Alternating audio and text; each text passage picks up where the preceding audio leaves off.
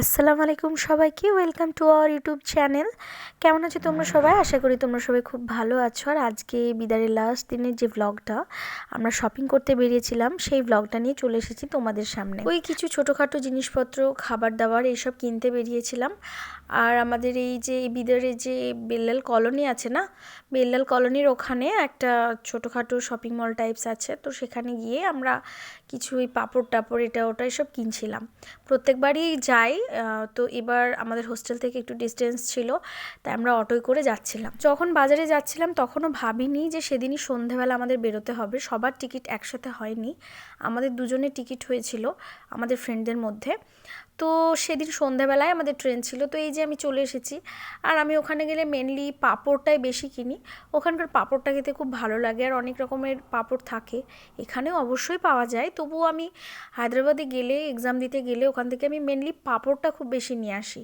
ওখানকার অনেক রকম ফ্লেভারের পাঁপড় আমার ভাই বেসিক্যালি খেতে ভীষণ পছন্দ করে। এক কথায় আমার শপিং করতে ভীষণ ভালো লাগে, আর কম বেশি মেয়েদের কিন্তু শপিং করতে সবারই ভালো লাগে। তো আমারও তার ব্যতিক্রম নয়, আমারও খুব ভালো লাগে। আর এভাবেই আমরা গল্প করতে করতে আবারও রুমের দিকে আসছিলাম, হোস্টেলের দিকে আসছিলাম, আর এই তো এনজয় করছিলাম।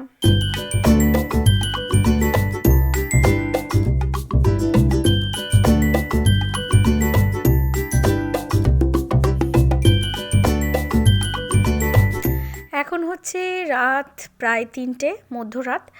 আর আমরা এই তো চলে এসেছি ট্রেনের সামনে। ট্রেনে অলরেডি লাগেজ দিয়ে এসেছিলাম। আর এটা ছিল হামসফর এক্সপ্রেস। আর আমাদের ট্রেনটা ছেড়েছিল মোটামুটি প্রায় 4টের দিকে।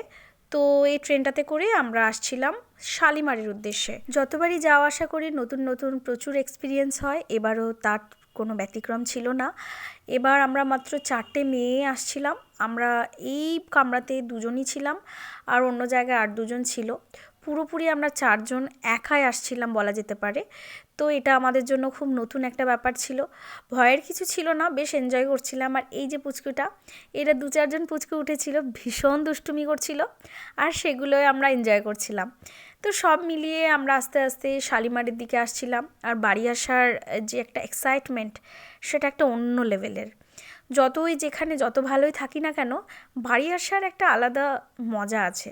তো এই যে আমরা চলে এসেছি বিশাখাপত্তনমে, আমাদের ট্রেন চলে এসেছে বিশাখাপত্তনমে। আর যখনই বিশাখাপত্তনম আসি না, তখন মনে হয় যে বাড়ির অনেকটাই কাছে চলে এসেছি। কোথাও একটা মনে হয় যে এবার না আর খুব একটা দেরি নয়। তো যাই হোক, চলো ব্লগটাকে কন্টিনিউ দেখো এবং তোমরাও এনজয় করো।